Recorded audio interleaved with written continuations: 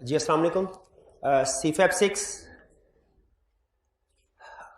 Lecture 1 आज के lecture का आगाज़ करते हैं। बेसिकली आज का लेक्चर हमारा ओरिएंटेशन है, जिसमें हम कुछ थोड़ा सब्जेक्ट के बारे में अंडरस्टैंडिंग लेंगे। सब्जेक्ट क्या है, कुछ अपनी प्लानिंग शेयर करेंगे, किस तरीके से हम इस सब्जेक्ट को लेके चलेंगे, आपसे क्या रिक्वायरमेंट्स है मेरी कि इस कोर्स में मैक्सिमम बेनिफिट हासिल करने के लिए आपको क्या कुछ करना चाहिए।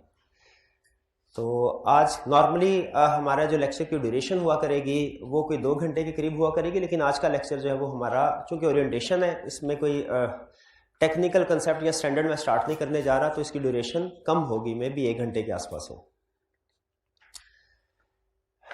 आज के लेक्चर में हम डिस्कस क्या करने जा रहे हैं, इंस्ट्रक्टर इंट्रोडक्शन। मेरा नाम मोहम्मद आसिफ है। कैफ लेवल पे तकरीबन मुझे 12-13 साल हो गए हैं पढ़ाते हुए। सीफैप लेवल पे कोई 3-4 साल हो गए हैं। दरमियान में कुछ 2 अटेम्प्ट्स के लिए मैंने गैप लिया, उसके बाद अब दोबारा कंटिन्यू कर रहा हूँ सीफैप 6 को। तो मेरा इंट्रोडक्शन तो मेरा इतना काफ़ी है। बाकी फर्दर जैसे हमारी क्लास आगे बढ़ेगी, जो स्टूडेंट नए हैं उनके साथ तारुफ रहेगा आगे, और मेरे बारे में मज़ीद जानते रहेंगे। एक चीज़ जो आपको ऑनेस्टली मैं मशवरा देना चाह रहा हूँ, पहली क्लास में जिन स्टूडेंट्स ने, एक टीचर की हैसियत से मशवरा दे रहा हूँ कि अगर आपने कैफ लेवल पे जिन टीचर से ऑडिट पढ़ा है, अगर मेरे अलावा किसी और से ऑडिट पढ़ा है, तो बेहतर ये है, और अगर वो सीफैप लेवल पे पढ़ा रहे हैं वो टीचर, तो आपके लिए बेहतर ये है कि उन्हीं टीचर से कोचिंग लीजिए। इसलिए कि हर टीचर को पता होता है कि उसने कैफ लेवल पे बेसिक्स डेवलप किए ना अपने स्टूडेंट्स में, किस किस कंसेप्ट्स को किस तरीके से समझाया है, और वही टीचर बेहतर, जाहिर है जिसने पौधा लगाया उसको पता है कि मैंने जड़ किस किस जगह पे कितनी गहराई में बिल्ड की है, और वही आगे अगर लेके चले उस स्टूडेंट को, तो वो मेरे ख्याल में ज़्यादा बेहतर है। तो मैं स्टूडेंट्स को हमेशा ये मशवरा दिया करता हूँ। रिक्वायर्ड नहीं है, जाहिर है आपकी अपनी मर्जी, आप बेहतर डिसीजन खुद कर सकते हैं, लेकिन मशवरा मेरा ये है कि ऐसे स्टूडेंट्स जिन्होंने कैफ का सब्जेक्ट, कैफ 8 किसी और टीचर से पढ़ा है और वो टीचर सीफैप लेवल पे भी पढ़ाते हैं, तो बेहतर यही है कि सीफैप की कोचिंग भी उन्हीं से ली जाए। मेरा ख्याल यह कि ज़्यादा बेहतर रहेगा। तो अगर किसी स्टूडेंट ने इनरोलमेंट करवा ली है और वो इसके बाद अपना इरादा चेंज करना चाहता है, तो शायद एडमिशन फॉर्म पे भी लिखा हुआ है कि 7 दिन का टाइम है आपके पास, आप उसमें अपना रिफंड लेना चाहें तो ले सकते हैं। सिर्फ ये मेरी एक सजेशन है। इसके बाद चलते हैं हम अपने सब्जेक्ट की तरफ। Class methodology. क्लास मेथोडोलॉजी हमारी क्या होगी, हमारे हफ्ते में 3 दिन क्लासेस होंगी। फिजिकल क्लासेस पीर, मंगल और बुध को हुआ करेंगी 6 से 8 बजे, 2 घंटे की क्लास हुआ करेगी। ये क्लासेस तकरीबन 4 महीने तक चलेंगी, यानी इसका मतलब ये हुआ 1 महीने में हमारी 12 के करीब क्लासेस होंगी और 4 महीनों में 45 के करीब क्लासेस होंगी हमारी। 2 घंटे की ड्यूरेशन, टोटल 90 आवर्स के करीब हमारा कोर्स ड्यूरेशन होगी। इसमें तरीकाकार क्या होगा, नॉर्मली ज़्यादातर लेक्चर्स में एक स्टैंडर्ड एक लेक्चर में कवर हो रहा होगा। इसमें एक चीज़ आपने जहन में रखनी है कि ये कैफ लेवल नहीं है, इसमें सिलेबस बहुत ज़्यादा है और आवर्स कम है। टीचर के पास पढ़ाने के लिए आवर्स कम है और आपके पास पढ़ने के लिए आवर्स कम है। आपके पास उतना स्टडी टाइम नहीं है। अगर टीचर आपको ज़्यादा पढ़ाना भी चाहे ना, तो नहीं पढ़ा सकता, क्योंकि आप टीचर के साथ मैच नहीं कर पाएंगे। टीचर को असेस करना है कि जो मेरे सामने स्टूडेंट बैठा है, इसके पास टोटल स्टडी आवर्स कितने हैं। जैसे अगर फॉर एग्जाम्पल 6 महीने के बाद आपकी अटेम्प्ट है, तो हमें अंदाज़ा है कि आपने सारे दिन में आर्टिकल जब आप कर रहे होंगे, अपने कामों में बिजी होंगे, तो हम आपको इतनी ज़्यादा असाइनमेंट्स नहीं दे सकते जैसा कि कैफ लेवल पे देते थे।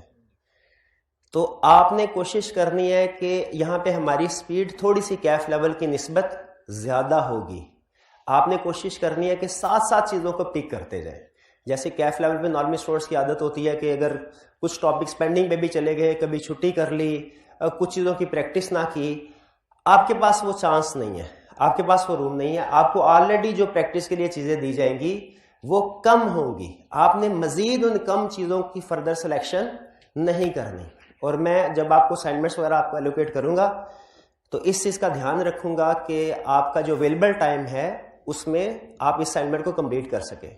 और मेरी अंडरस्टैंडिंग के मुताबिक जो आप लोगों के पास अवेलेबल टाइम होगा, जो भी मैंने कुछ स्टूडेंट से पूछा, वो एक वीक में तकरीबन 8 से 10 घंटे के करीब होगा। एक वीक में इस सब्जेक्ट को आप 8 से 10 घंटे सेल्फ स्टडीज के दे सकते हैं, ऐसे ही है जी।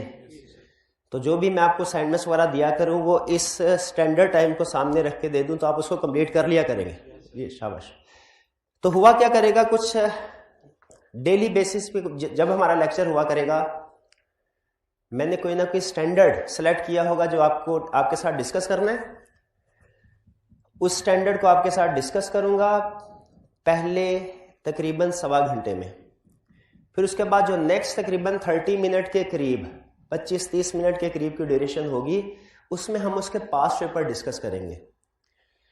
फिर उसके बाद जो आखिरी हमारे पास कोई 15-20 मिनट के करीब का टाइम होगा या 10 से 15 मिनट का टाइम, उसमें मेरी कोशिश होगी कि आपकी ड्राफ्टिंग स्किल जो है उसके ऊपर काम किया जाए, यानी आपसे उन पास्ट पेपर्स को अटेम्प्ट कैसे करना है वो लिखवाया जाए। क्योंकि अक्सर स्टूडेंट्स जो है कंसेप्ट को समझ तो लेते हैं, लेकिन एग्जामिनर की रिक्वायरमेंट के मुताबिक उसको ड्राफ्ट करना ये थोड़ा सा मुश्किल होता है। तो हमारी कोशिश होगी कि हम डेली बेसिस के ऊपर हर लेक्चर में, हर स्टैंडर्ड का क्लास में कम से कम एक क्वेश्चन जरूर प्रैक्टिस करें। फिर उसके बाद फर्दर प्रैक्टिस जो होगी वो आपको होम असाइनमेंट के तौर पे दी जाएगी। उसमें जो प्रॉब्लम्स होंगे वो आप फिर व्हाट्सएप ग्रुप वगैरह के जरिए या क्लास में डिस्कस करेंगे। तो नॉर्मली ऑन एवरेज अगर स्टैंडर्ड मॉडरेट लेवल का है, एक क्लास में एक स्टैंडर्ड कंप्लीट हो जाता है। अगर स्टैंडर्ड कोई छोटा होगा तो एक क्लास में हो सकता है हम 2 स्टैंडर्ड कवर कर लें। अगर कोई स्टैंडर्ड बड़ा होगा तो मे बी वो हमारा 2 लेक्चर में स्टैंडर्ड कवर हो। तो ये प्लानिंग मेरी होगी, लेकिन ऑन एवरेज हर क्लास में हम एक स्टैंडर्ड कंप्लीट कर रहे होंगे और फिर उसी क्लास के अंदर उसकी पास्ट पेपर की प्रैक्टिस और फिर ड्राफ्टिंग की प्रैक्टिस भी हम करेंगे। क्लियर? ये हमारी मेथोडोलॉजी होगी जो मैंने प्लान की है। Next, pre requisites. इस सब्जेक्ट के लिए रिक्वायरमेंट्स क्या है? अक्सर स्टूडेंट्स ये पूछते हैं कि सर क्या ऑडिट को पास करने के लिए ऑडिट डिपार्टमेंट की प्रैक्टिस होना लाजमी है? इसका जवाब है बिल्कुल भी नहीं। जिस तरह टैक्स का सब्जेक्ट पास करने के लिए टैक्स डिपार्टमेंट की प्रैक्टिस होना लाजमी नहीं है, उसी तरह ऑडिट का सब्जेक्ट पास करने के लिए भी ऑडिट डिपार्टमेंट की प्रैक्टिस होना लाजमी नहीं है। ठीक है? आप किसी भी फर्म में, किसी भी डिपार्टमेंट में, या इवन आप कॉर्पोरेट सेक्टर में आर्टिकल्स क्यों ना कर रहे हो, तो इस सब्जेक्ट को पास करने के लिए आपकी प्रैक्टिस लाजमी नहीं है। हाँ, इसमें जो भी कंसेप्ट्स होंगे वो आपने अंडरस्टैंड करने हैं। अगर आपका रेलिवेंट एक्सपीरियंस है ऑडिट डिपार्टमेंट में, तो इससे आपको किसी हद तक कुछ जगहों पे हेल्प मिल जाएगी, जरूर मिलेगी हेल्प। लेकिन इसका यह मतलब नहीं है कि इस सब्जेक्ट को अच्छे तरीके से समझने के लिए या पास करने के लिए आपके पास ऑडिट ट्रेनिंग होना जरूरी है, रिक्वायर्ड नहीं है। अगर हो तो कुछ टॉपिक्स में हेल्प मिल जाती है। दूसरा क्वेश्चन स्टूडेंट ये पूछते हैं कि क्या इस सब्जेक्ट को स्टडी करने के लिए CFAP 1 रिपोर्टिंग जो है वो पढ़ा होना जरूरी है? इसका जवाब है बेहतर है कि पढ़ी हो। या तो आपने CFAP 1 की क्लासेस पहले ली हो या साथ साथ ले रहे हो, तो कुछ टॉपिक्स में आपको आसानी हो जाएगी, खासतौर पे रिपोर्टिंग वाले क्वेश्चंस में आपके लिए आसानी हो जाएगी। लेकिन याद रखें, जिस तरह कैफ लेवल पे होता था कि हमारे सब्जेक्ट में कुछ काउंटिंग के कंसेप्ट हुआ करते थे ऑडिट में, और वो ऑडिट के टीचर नॉर्मली क्लास में एक्सप्लेन किया करते हैं। यानी हम लोग ये अज्यूम नहीं करते कि जो ऑडिट के रेलिवेंट कंसेप्ट है, आपने अकाउंटिंग के रेलिवेंट कंसेप्ट हैं ऑडिट में टेस्ट हो रहे हैं, वो आपने अकाउंटिंग में पढ़े बिल्कुल होंगे, लेकिन जाहिर है वो अकाउंटिंग के पॉइंट ऑफ व्यू से पढ़े होते हैं, ऑडिट के पॉइंट ऑफ व्यू से नहीं। थोड़ा सा एप्लीकेशन का फर्क होता है। और सम टाइम ऐसा होता है कि पढ़े होते हैं लेकिन भूल जाते हैं, जेहन से निकल जाते हैं। तो जिस तरह कैफ लेवल पे हम उन कंसेप्ट्स को स्टूडेंट को रिवाइज करवाते हैं क्लास में, ऑडिट के सब्जेक्ट में अकाउंटिंग के कंसेप्ट्स, उसी तरह CFAP 6 में जो अकाउंटिंग के कंसेप्ट रेलिवेंट होंगे वो भी मैं कंसेप्ट्स आपके साथ डिस्कस जरूर करूंगा, ताकि अगर किसी स्टूडेंट ने CFAP 1 फॉर एग्जांपल नहीं पढ़ा हुआ या पढ़ा हुआ है लेकिन काफी देर हो गई है और कंसेप्ट्स जो वो वीक हो गए हैं, तो वो कंसेप्ट CFAP अकाउंटिंग के जो ऑडिट में इस्तेमाल हो रहे हैं, यूज हो रहे हैं, वो भी मैं कोशिश करूंगा कि क्लास में उनको एक्सप्लेन करूं। लेकिन अगेन उसी तरीके से जिस तरीके से CFAP 6 में उसकी एप्लीकेशन है, यानी वो उस तरीके से नहीं एक्सप्लेन करूंगा मैं कि आप उसकी नॉलेज की बेस पे अकाउंटिंग का क्वेश्चन सॉल्व कर सके। आप अकाउंटिंग का क्वेश्चन सॉल्व करने के काबिल नहीं होंगे, लेकिन इस तरीके से मैं एक्सप्लेन करूंगा कि ऑडिट के क्वेश्चन में अगर अकाउंटिंग कंसेप्ट टेस्ट करता है तो वो आप उसको अटेम्प्ट कर सके। तो ऑडिट प्रैक्टिस जरूरी नहीं है इस सब्जेक्ट को पास करने के लिए।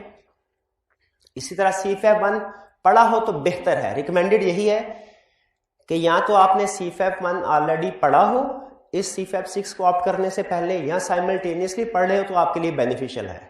वरना अगर नहीं भी पढ़ा तो मैं एक्सप्लेन जरूर करूंगा, लेकिन जिन स्टूडेंट से पहले अकाउंटिंग पढ़ी हुई है CFAP 1 पर, उनको थोड़ा सा एज हो जाएगा इस चीज के ऊपर। नेक्स्ट अजम्पशंस, मैं कुछ अजम्पशंस लेके चलूंगा इस सब्जेक्ट को पढ़ाते हुए।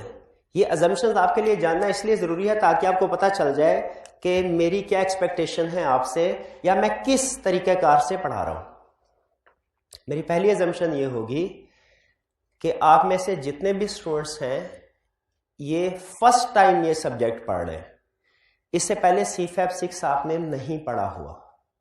पहली अजम्पशन, मे भी कुछ स्टूडेंट्स ने पहले कहीं से पढ़ा हो, लेकिन मैं कंसेप्ट्स को कोशिश करूंगा इस तरीके से लेके चलूं जैसे आप फर्स्ट टाइम पढ़ रहे हैं। मेरी दूसरी अजम्पशन ये होगी कि आपने अपकमिंग अटेम्प्ट में पेपर देना है, यानी जून 23 में। मे भी कुछ स्टूडेंट ऐसे भी हों जिन्होंने जून 2023 में नहीं बल्कि इसके बाद पेपर देना है, लेकिन मैं ये अजम्पशन लेते हुए चलूंगा। हाँ, अगर आप में से कोई स्टूडेंट ऐसा है जिसने पेपर जून 23 में नहीं बल्कि उसके बाद किसी अटेम्प्ट में देना है, या फॉर एग्जांपल ऐसे स्टूडेंट्स जो कि जून 23 में अटेम्प्ट देते हैं लेकिन किसी वजह से क्लियर नहीं हो पाते, तो उनके लिए थोड़ा सा हमने एक ऑप्शन ये रखी हुई है कि अगर आप पढ़ते हैं, आपने अटेम्प्ट बाद में देनी है, फॉर एग्जांपल आपने 24 में अटेम्प्ट देनी है या दिसंबर 23 में, और आप रिफ्रेश करना चाहते हैं अपने नॉलेज को। जैसे कुछ स्टूडेंट्स की, खासतौर पे जो ऑनलाइन वाले स्टूडेंट थे, उनकी ये रिक्वायरमेंट थी कि सर हमें जो एक्सेस LMS की वो एक्सटेंडेड टाइम पीरियड के लिए दीजिए, 12 मंथ्स के लिए, क्योंकि हमारी अटेम्प्ट जून 23 की नहीं बल्कि इसके बाद की है। तो उसके लिए कुछ थोड़ी अरेंजमेंट इस तरह किया कि एक्सेस तो 6 मंथ्स के लिए ही होगी पोर्टल की, लेकिन उसके बाद जब कभी वो अपने कोर्स को रिफ्रेश करना चाहें तो 50% फी या 50% डिस्काउंट के बाद वो 6 मंथ्स की दोबारा उनको एक्सेस मिल जाएगी। इससे दो फायदे होंगे इनको, एक तो ये कि बाय डिफॉल्ट उनकी 2 इंस्टॉलमेंट्स बन जाएगी, और दूसरा जो उनको एक्सटेंडेड एक्सेस वो फ्रेश कोर्स की मिलेगी, वो उस कोर्स की नहीं होगी जो पहले वाला है। ठीक है, तो अजम्पशन मेरी ये है कि आपने अटेम्प्ट जून 2023 में देनी है, लेकिन अगर किसी स्टूडेंट की अटेम्प्ट इसके बाद है और बाद में उसका जहन बनता है कि जी अपने कोर्स को रिफ्रेश कर ले, तो उसके लिए भी ऑप्शन मौजूद होगी। और एज्यूम मैं ये करूंगा आखिरी चीज कि कैफ 8 में आपने जो कुछ पढ़ा है वो मोस्ट प्रोबेबली आप भूल चुके हैं। कुछ चीजें डेफिनेटली आपको याद जरूर होंगी, लेकिन बहुत सी चीजें ऐसी होंगी जो शायद आपके जहन से निकल चुकी है। मेरा पास्ट का एक्सपीरियंस ये रहा है कि CFAP 6 के जो अक्सर स्टूडेंट होते हैं वो बहुत सी चीजें उनके जहन से निकल चुकी होती हैं। तो उसमें तरीकाकार हमारा ये होगा कि मैं लिंकिंग क्रिएट करूंगा, यानी CFAP 8 और CFAP 6 के टॉपिक्स के दरमियान में मैंने लिंक क्रिएट किए हुए हैं। जैसे मुझे अंदाजा है कि कौन सा स्टैंडर्ड CFAP 6 में कैफ 8 के किस टॉपिक से रिलेट करता है, तो मैं जब कभी देखें CFAP 6 पे यूं समझ लीजिए कि कैफ का 50% के करीब जो आपके कैफ के कंसेप्ट्स हैं, CFAP 6 का 50% इज इक्वल टू कैफ 8।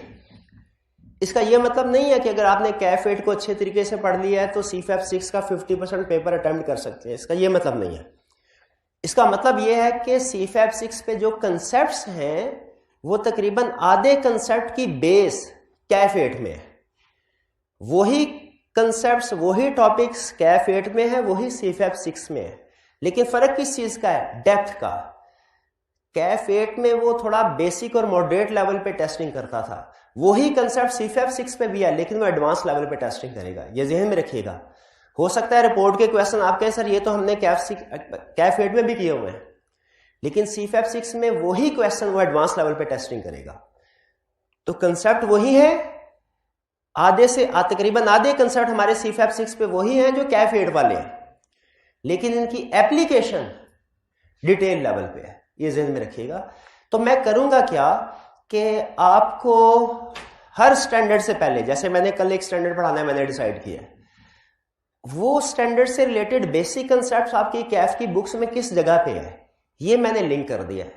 अब मैं क्या करूंगा, डेली बेसिस के ऊपर आपको आज लेक्चर के एंड में बता दिया करूंगा कि आपने कल जब क्लास में आना है तो कैफ 8 की प्री रीडिंग करके आना है। यानी कैफ 8 के वो कौन से टॉपिक्स हैं, 1, 2 या 3, जो आपने रीड करके आने हैं। जब आप उन टॉपिक्स को रीड करके आएंगे ना, मेरे लिए आपको वो कंसेप्ट्स आपके रिफ्रेश हो चुके होंगे, तो मेरे लिए आपकी बेस बनाना, उस बेस को आगे लेके चलना आसान हो जाएगा। तो बहुत से स्टैंडर्ड ऐसे होंगे जिनके बेसिक कंसेप्ट्स हम कैफ 8 में सीख चुके हैं।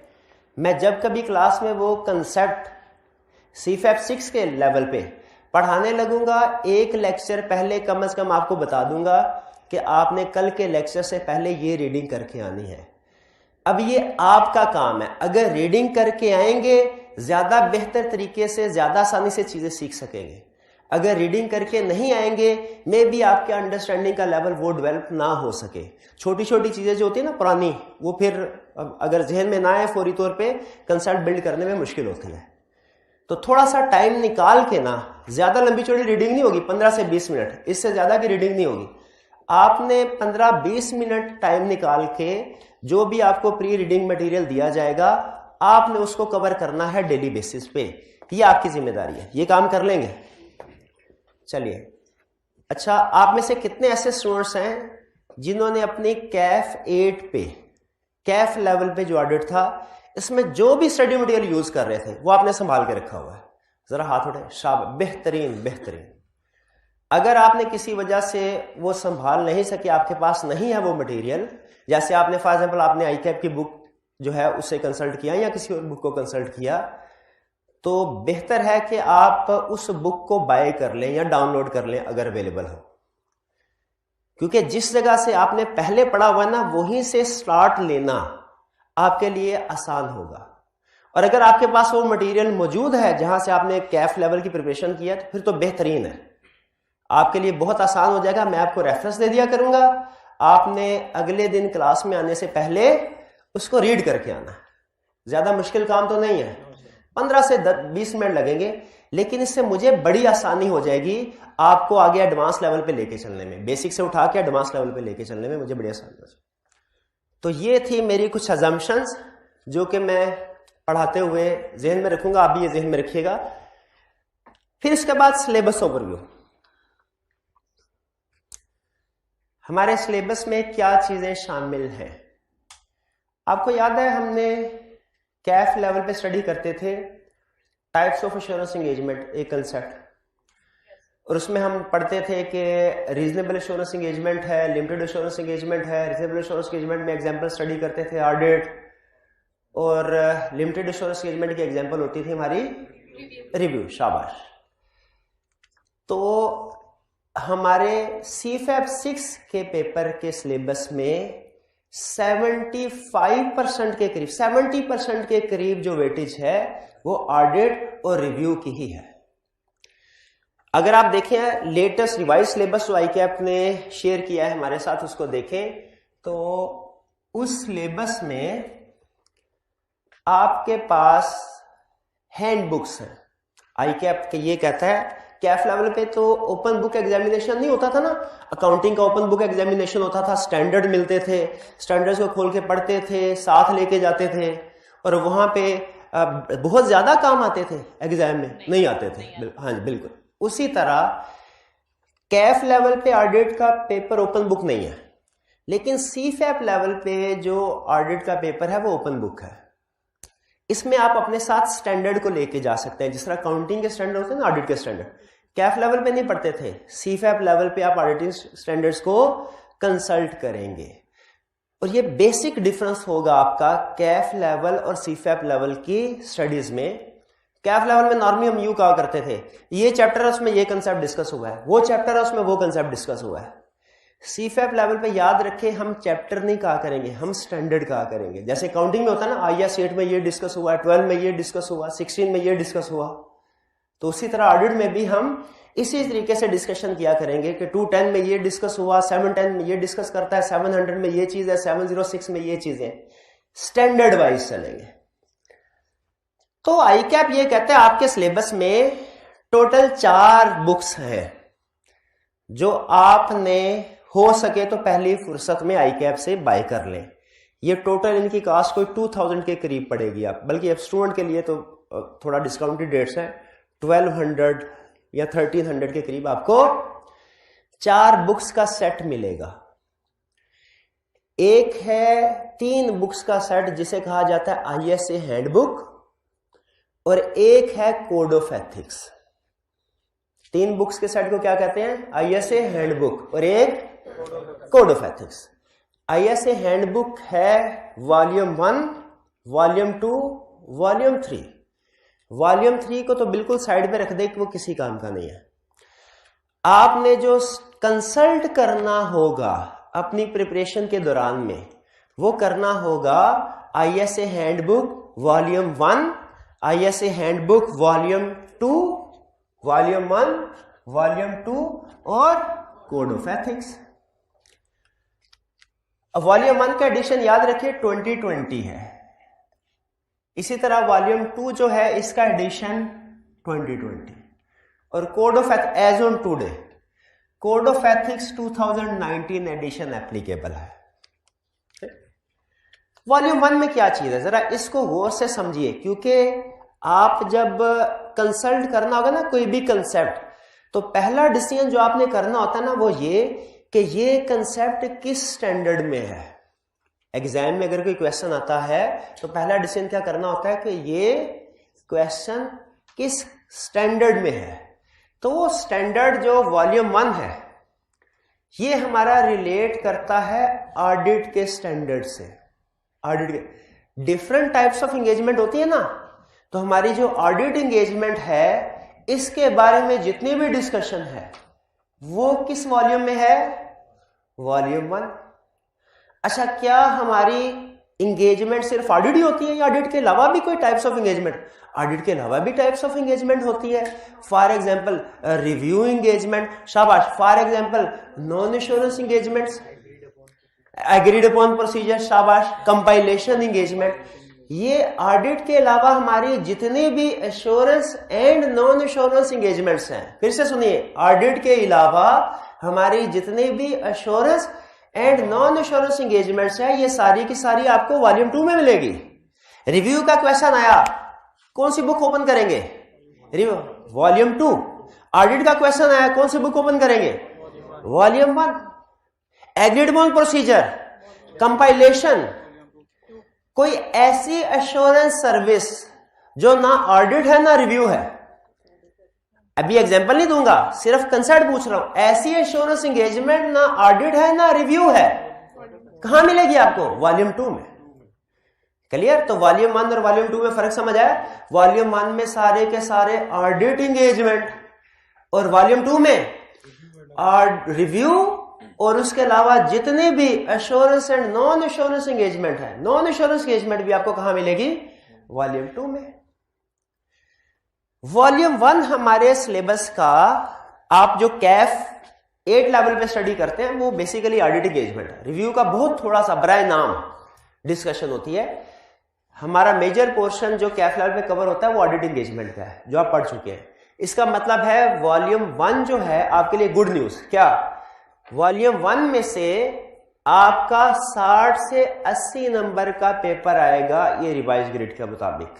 60 से कम 60 नंबर, ज्यादा से ज्यादा 80 नंबर, और इसमें आधे से, बल्कि यूं कहना चाहिए 75% के करीब कंसेप्ट्स बेसिक और इंटरमीडिएट लेवल पे आप पढ़ चुके हैं। लेकिन याद रखिए एडवांस लेवल पे नहीं, कंसेप्ट वही होगा, एप्लीकेशन एडवांस लेवल की होगी। यहां पे पहले पढ़ चुके हैं। जो आपका वॉल्यूम 1 है इसके 3 हिस्से किए उसने। ऑडिट वॉल्यूम 1 के 3 हिस्से। देखिए मैं आई कैप की जो बुक्स है हैंडबुक उनको सिलेबस के साथ मैच कर रहा हूं, गौर से देखिए। वॉल्यूम 1 के 3 ग्रिड, हमारे सिलेबस में टोटल 5 ग्रिड है, grid A B C D E. जो 3 ग्रिड है, ग्रिड ए 25 से 30 नंबर का, ग्रिड बी 15 से 20 नंबर का, ग्रिड सी 20 से 30 नंबर का। ये तीनों ग्रिड हमारे वॉल्यूम 1 में कवर होते हैं। यानी अगर हम वॉल्यूम 1 कवर कर लेते हैं तो इसका मतलब हमने 3 ग्रिड अपने सिलेबस के कवर कर लिए। 3 ग्रिड कवर कर लिए तो कम से कम कितने % पेपर कवर कर लिया? 60%। इसका मतलब है ये हमारे लिए सबसे अहम होने वाला है। हम अपने टोटल कोर्स का आधे से ज्यादा हिस्सा इस वॉल्यूम 1 पे लगा रहे होंगे। इसके जो 3 ग्रिड बनाए हैं, एक में उसने प्लानिंग और कुछ अदर कंसेप्ट्स डिस्कस किए हैं, जैसे बेसिक कंसेप्ट्स। हम जो अपना स्टार्ट करेंगे वो इसी ग्रिड से करेंगे। फिर इसके बाद रिस्क असेसमेंट। ये आपको याद है, थोड़ा सा हल्का सा आपको आइडिया भी देता रहूं। आपको याद है कैफ 8 में हम पढ़ते थे बेसिक कंसेप्ट्स कुछ होते थे, हम प्रोफेशनल जजमेंट की बात करते थे, प्रोफेशनल स्केप्टिसिज्म की बात करते थे, ऑडिट एविडेंस की बात करते थे, प्लानिंग की बात करते थे। ये सारी चीजें हमारी ग्रिड ए में हम कवर कर रहे होंगे, ग्रिड ए में। क्लियर? फिर ग्रिड बी में क्या होगा? Risk assessment. वो आपको याद है क्वेश्चन हुआ करता था कि रिस्क को आइडेंटिफाई कीजिए इस सिचुएशन में और प्रोसीजर बताइए इसको रिस्पॉन्ड करने के लिए। वही क्वेश्चन कंफर्म आएगा 15 से 20 नंबर के साथ। ये ग्रिड बी है। और वो होता था रिपोर्ट, बताइए ये सिचुएशन है, इस सिचुएशन में इंपैक्ट ऑन रिपोर्ट क्या होगा। कंफर्म क्वेश्चन आएगा 20 से 30 नंबर का। तो ये 3 ग्रिड कवर कर ले। और अगर आप देखें तो मोटा मोटा सारी चीजें आपने पढ़ी हुई है। बेसिक कंसेप्ट्स, प्लानिंग पहले पढ़े हैं, रिस्क असेसमेंट भी पढ़ा, ऑडिट रिपोर्ट भी पढ़ा। तो फर्क क्या होगा कैफ में सी पर? एक तो ये कि कुछ कंसेप्ट्स मजीद नए आएंगे। कैफ लेवल पे उसने एक स्टैंडर्ड को जब कवर किया तो उसके सारे कंसेप्ट्स इंक्लूड नहीं किए, बेसिक कंसेप्ट इंक्लूड कर दिया, एडवांस उसने साइड में कर दिया। अब वो एडवांस भी ऐड करेगा, प्लस बेसिक कंसेप्ट्स की एप्लीकेशन एडवांस लेवल में लेके जाएगा। देखिए मैं आपको दोनों चीजें एक्सप्लेन कर, मैं साथ ही साथ आपको कॉन्फिडेंस भी देना चाह रहा हूं, लेकिन साथ ही साथ आपको लर्न भी करना चाह रहा हूं। कॉन्फिडेंस कैसे दे रहा हूं मैं आपको कि हमारे सिलेबस का जो 60-70% हिस्सा है इसके कंसेप्ट्स आप पढ़ चुके हैं। ये कॉन्फिडेंस देने के लिए बात की, लेकिन साथ ही साथ अलर्ट भी कर रहा हूं क्या कि इससे ये नहीं समझना आपने कि आधी तैयारी हो गई है, क्योंकि वो इसकी एप्लीकेशन एडवांस लेवल पे आपसे पूछेगा। और बहुत से ऐसे टॉपिक्स हैं जिनके कुछ कंसेप्ट्स उसने कैफ में इंक्लूड नहीं किए थे, अब इंक्लूड करवाएगा। ठीक, लेकिन हमें जाहिर है उन कंसेप्ट्स को भी रिफ्रेश करना है, रिवाइज करना है और आगे भी चलेंगे। ये 3 ग्रेड हो गए, ये क्लियर। ये वॉल्यूम 1। वॉल्यूम 2 मैंने क्या बताया था आपको, उसमें क्या होगा? वॉल्यूम 2 में क्या बताया था, क्या होगा? अभी बताया था रिव्यू एंगेजमेंट और review engagement, other assurance and other non assurance engagement. 3 चीजें, रिव्यू एंगेजमेंट, अदर एश्योरेंस और अदर नॉन एश्योरेंस। ये अदर नॉन एश्योरेंस को रिलेटेड सर्विसेज भी कहता है। क्यों कहता है फिर कभी पढ़ेंगे। तो ये 3 तरह के टॉपिक्स हमें वॉल्यूम 2 में मिलेंगे। इसकी ग्रेड है 15 to 20 मार्क्स। आप समझ रहे होंगे इसमें एक ही चीज है ऑडिट और 60%, इसमें 3 चीजें हैं और 15, ये तो ज्यादा कर रहे। नहीं, ये 3 चीजें मिलके भी इस एक का मुकाबला नहीं कर पा रहे। जब आप देखेंगे ना, जब बाई करेंगे तो आपको पता चल जाएगा क्लियरली वॉल्यूम 2 का साइज वॉल्यूम 1 से बहुत कम है। तो ग्रिड डी में कौन कौन सी एंगेजमेंट्स होंगी? रिव्यू एंगेजमेंट और कौन सी? Other assurance engagement. यानी सोचिए कैफ लेवल पे तो आप एश्योरेंस एंगेजमेंट की 2 टाइप्स पढ़ रहे थे, सिर्फ एक ऑडिट और एक रिव्यू। ये मजीद टाइप्स आ गए, अदर एश्योरेंस एंगेजमेंट्स। इसमें सिर्फ आपकी अंडरस्टैंडिंग के लिए 2 अल्फाज लिखे हैं, याद रहे तो बेहतर, नहीं याद रखे तो कोई प्रॉब्लम नहीं, सिर्फ इतना भी याद रखें तो काफी है। प्रोस्पेक्टिव फाइनेंशियल इंफॉर्मेशन और असर्शंस वेरिफिकेशन। ठीक है, अदर एश्योरेंस एंगेजमेंट की एग्जांपल्स क्या है? प्रोस्पेक्टिव फाइनेंशियल इंफॉर्मेशन और असर्शन वेरिफिकेशन।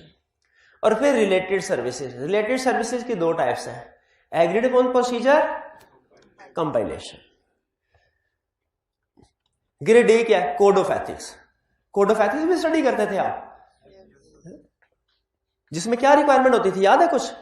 वो एक सिचुएशन देता था, अरे हाँ शाबाश, थ्रेट, फिर कहता था सिग्निफिकेंस वैल्यूएट करें, फिर कहता था सेफगार्ड बताइए। वही कोड ऑफ एथिक्स। लेकिन अब की बार एप्लीकेशन इंटायरली डिफरेंट है। बेसिक तरीकाकार वही रहेगा, सिचुएशन कम्प्लेक्स से कम्प्लेक्स होती जाएंगी। ठीक है, कैफ लेवलाइजेशन बहुत बेसिक्स थे, कंसेप्ट वही यूज करेंगे हम, लेकिन एप्लीकेशन समझ लीजिए वो 2D था, ये 3D हो जाएगा। डिफरेंट एंगल से, डिफरेंट पर्सपेक्टिव से आपसे उन्हीं कंसेप्ट्स की एप्लीकेशन करवाएगा। कोड ये 10 से 15 नंबर का कंफर्म क्वेश्चन। जी एक दफा देखिए जरा ओवरव्यू, कुछ सिलेबस समझ आता है क्या आपके सिलेबस में और किस किस जगह पे है? 3 किताबें हमने स्टैंडर्ड ने कहा, ICAP ने हमने पढ़ानी है। Handbook volume 1, handbook volume 2, code of ethics. Handbook volume 1 क्या कवर करेगी? ऑडिट एंगेजमेंट, रिव्यू नहीं, ऑडिट एंगेजमेंट। वॉल्यूम 2 क्या कवर करेगी? Review, other assurance and related services. और कोड ऑफ एथिक्स में code of ethics. Clear? Volume 1 हमारा कितने percent syllabus को कवर कर रहा होगा? कम अज कम 60% को, कम अज कम।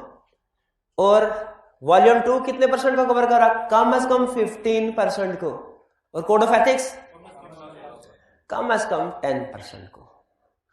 और ये कंफर्म क्वेश्चन है कोड ऑफ एथिक्स में से, और कंपैरेटिवली इजी क्वेश्चन होता है। फर्क सिर्फ यह है कि अगर आप कुछ अल्फाज की एप्लीकेशन सीख ले कि इस लफ्ज का मतलब क्या है सर, बहरहाल वो जब स्टार्ट करेंगे तब देखेंगे।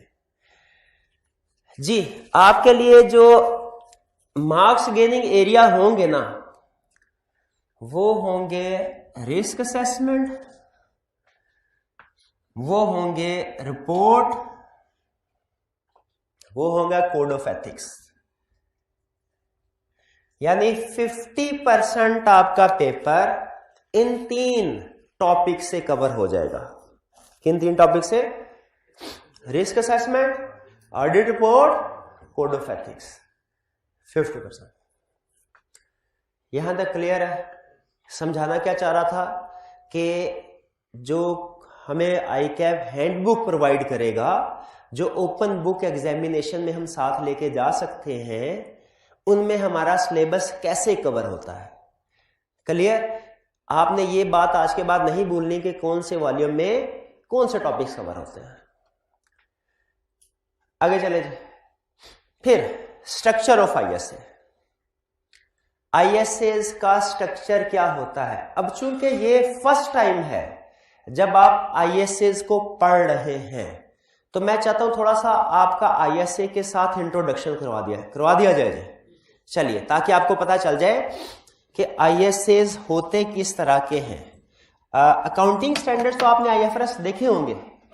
आप में से किसी के पास है इस वक्त IFRS? इस वक्त नहीं, कोई बात नहीं। तो आपको दिखाता जाऊं, ये मैंने, अच्छा मेरी ना एक थोड़ी आदत है, मैं तो इसे अच्छी आदत समझता हूं कि जब चीजें बहुत बल्कि होती है ना, तो वो कैरी करना मुश्किल होता है। तो मैं क्या करता हूं, जैसे स्टैंडर्ड है ना, तो हर स्टैंडर्ड को लदा फाड़ दिया। तो ये बेसिकली ऑडिटिंग स्टैंडर्ड्स है। ये जब आप पूरी बुक बाय करेंगे ना, ये मोटी सी किताब होगी, इसमें बहुत से स्टैंडर्ड होंगे, 200 से शुरू होंगे, 800 तक जाएंगे। इसका ये मतलब नहीं है कि 600-700 स्टैंडर्ड है, नंबरिंग है उसकी, ठीक है, नंबरिंग है। उसमें अगर आप देखेंगे तो ये इस साइज का पेज होगा, इस साइज का पेज, ठीक है। मेरा ख्याल है वो रिपोर्टिंग का भी इसी साइज का होता है। और ये डिफरेंट पैराग्राफ होते हैं, पैराग्राफ में अरेंज्ड है, ठीक है। अरे अब इसमें है क्या, किस तरीके से अरेंज्ड है, ये स्ट्रक्चर मैं आपके साथ शेयर करता हूं।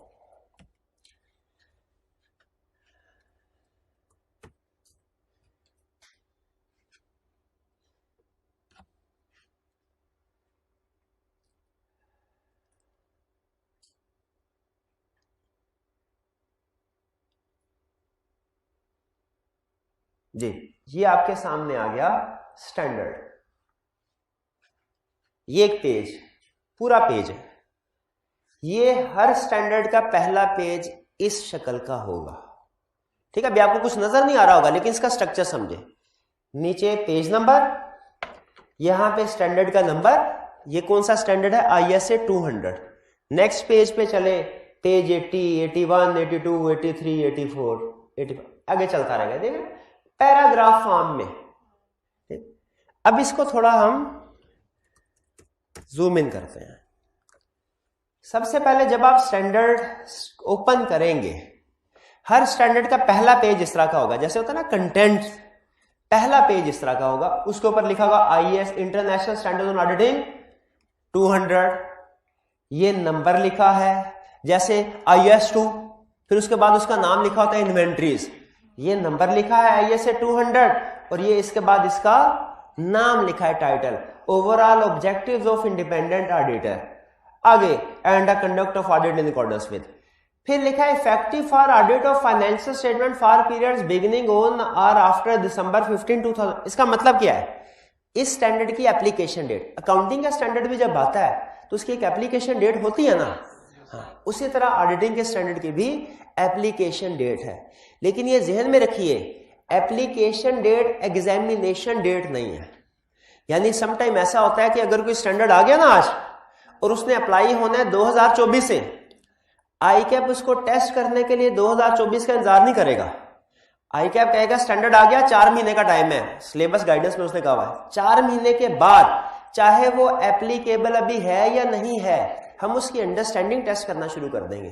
तो जहन में रखिएगा, ये स्टैंडर्ड की एप्लीकेशन डेट है, ICAP की एग्जामिनेशन डेट हो सकता है ICAP ने 2008 में ही इसको टेस्ट करना शुरू कर दिया हो जब ये आया था।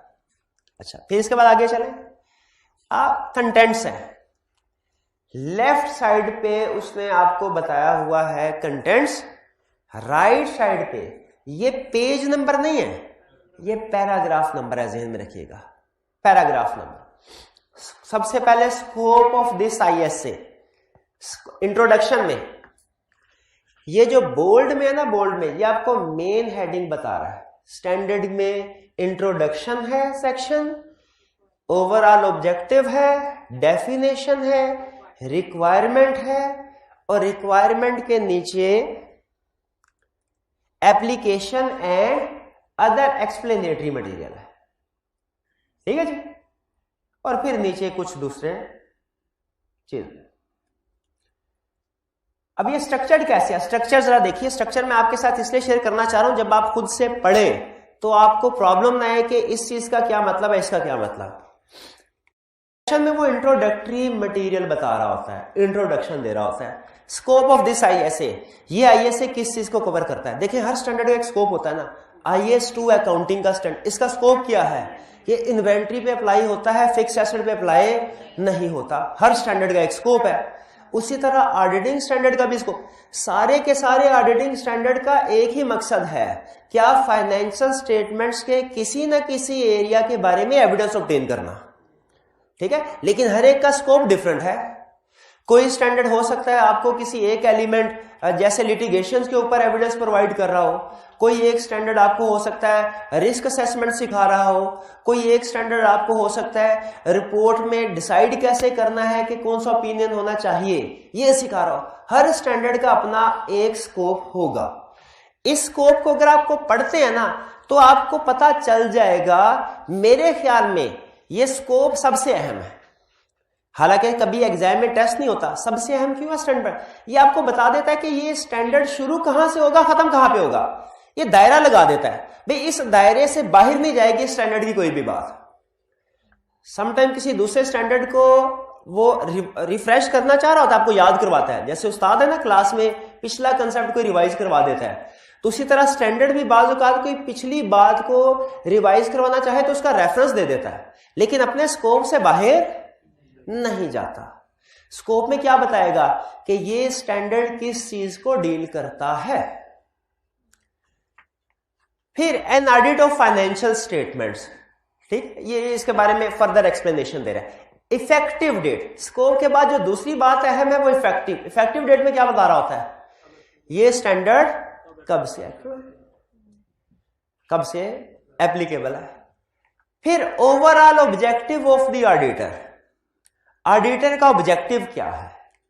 ये स्कोप और ऑब्जेक्टिव इंटरलिंक्ड होते हैं, क्योंकि ऑब्जेक्टिव में वो ये बताता है कि इस स्टैंडर्ड को पूरा करने से ऑडिटर को क्या हासिल क्या होगा, ऑडिटर का कौन सा मकसद पूरा होगा। Next definition.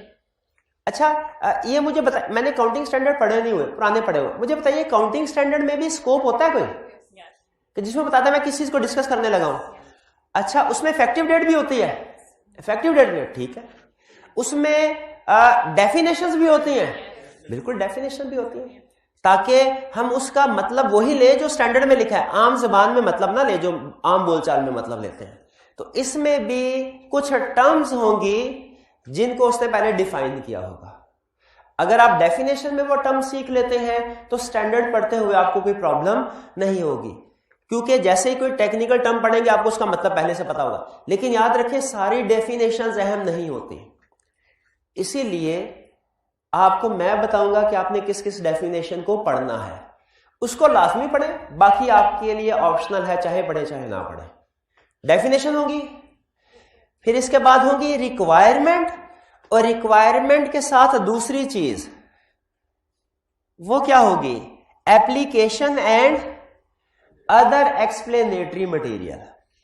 एप्लीकेशन एंड, हमारे स्टैंडर्ड का 90% पोर्शन रिक्वायरमेंट्स और application and other explanatory material पे बेस कर रहा होगा 90%। ये क्या है, अकाउंटिंग स्टैंडर्ड अगर आपने पढ़े हो तो उसमें क्या रिक्वायरमेंट बताता है, उसमें कुछ सारे पैराग्राफ एक जैसे होते हैं, सारे पैराग्राफ एक जैसे नहीं होते, क्या फर्क होता है, कुछ पैराग्राफ बोल्ड होते हैं और कुछ रेगुलर होते हैं फॉन्ट में, ऐसे ही होता है, पक्की बात है। काउंटिंग स्टैंडर्ड में कुछ पैराग्राफ बोल्ड फॉर्म में होते हैं और कुछ रेगुलर में, फर्क क्या होता है दोनों में, बोल्ड वाले में क्या फर्क, वो रिक्वायरमेंट है, वो ज्यादा अहम है, और रेगुलर वाले उसकी एक्सप्लेनेशन है। भाई ऐसे ही होता है ना। Yes sir. पहले ऑडिटिंग स्टैंडर्ड भी इसी तरह होते थे, कैसे, बोल्ड होते थे, पुराना फॉर्मेट है। ऑडिटिंग स्टैंडर्ड का पुराना फॉर्मेट क्या है कि पैराग्राफ कंटिन्यूसली चलते आ रहे हैं, 1 2 3 4 5 6 7 8 9 10 50 तक चले गए। दरमियान में जो रिक्वायरमेंट वाले पैराग्राफ, ये काम करो, रिक्वायरमेंट क्या है, ये काम करो, एक्सप्लेनेशन क्या है, कैसे करना है, कैसे करना है, ठीक है। रिक्वायरमेंट क्या है, ये काम करो, एक्सप्लेनेशन क्या है, उसको कैसे करना है, अगर कोई प्रॉब्लम आ जाए उसको कैसे रिजॉल्व करना है। तो रिक्वायरमेंट है और application and other explanatory material. अब अगली चीज बताने जा रहा हूं, बहुत अहम है। अकाउंटिंग में होता यह था, बोल्ड पैराग्राफ है, उसके बाद 25 पैराग्राफ नंबर 25 बोल्ड, उसके बाद 26 23 28 उसकी एक्सप्लेनेशन, फिर 29 बोल्ड, फिर 30 31 35 तक एक्सप्लेनेशन। ऐसे ही होता था, कंटिन्यूस चले थे, चलते थे। पुराने जमाने में ऑडिट के स्टैंडर्ड भी इसी तरीके से होते थे। फिर उन्होंने क्या किया, उन्होंने क्या ऐसा करते हैं, थोड़ा स्ट्रक्चर चेंज करते हैं। क्या करते हैं, रिक्वायरमेंट वाले अहम वाले बोल्ड वाले पैराग्राफ सारे अलग कर देते हैं और जो एक्सप्लेनेटरी मटेरियल वो अलग कर देते हैं, ताकि अगर आप सिर्फ अहम वाली चीजें पढ़ना चाहें तो आपको बड़ी आसानी से वो सीक्वेंस में आ रही हूं आपके सामने। तो ये बेसिक डिफरेंस है ऑडिटिंग स्टैंडर्ड में और अकाउंटिंग स्टैंडर्ड के स्ट्रक्चर में। काउंटिंग स्टैंडर्ड में इंपॉर्टेंट और रेगुलर सीक्वेंस में चलते आ रहे होते हैं, यहां पे ऐसा नहीं है। यहां पे देखिए, उसने जो रिक्वायरमेंट्स हैं वो पैराग्राफ सारे इकट्ठे कर दिए। मुझे बताइए, रिक्वायरमेंट पैराग्राफ 14 से शुरू होके कहां तक चल रहा है, 24 तक। इसमें उसने प्रोफेशनल स्केप्टिसिज्म की रिक्वायरमेंट अलहदा पैराग्राफ में दी, एथिकल रिक्वायरमेंट्स अलहदा पैराग्राफ, प्रोफेशनल जजमेंट अलहदा पैराग्राफ, एविडेंस और ऑडिट रिस्क की रिक्वायरमेंट अलहदा पैराग्राफ में, और आईएसएस के बारे में डिस्कशन अलहदा पैराग्राफ। दरमियान में कहीं पे कोई एप्लीकेशन पैराग्राफ आया नहीं आया। एप्लीकेशन पैराग्राफ किधर है, नीचे। ये A1 A13, जो लफ्ज ए है ना, अल्फाबेट ए, ये ए शो कर रहा होता है, ये एप्लीकेशन या एक्सप्लेनेटरी पैराग्राफ है, एप्लीकेशन पैराग्राफ है। अच्छा, अब आप नोट कीजिए, जो हेडिंग ऊपर है वही हेडिंग नीचे है। ये क्यों है भला?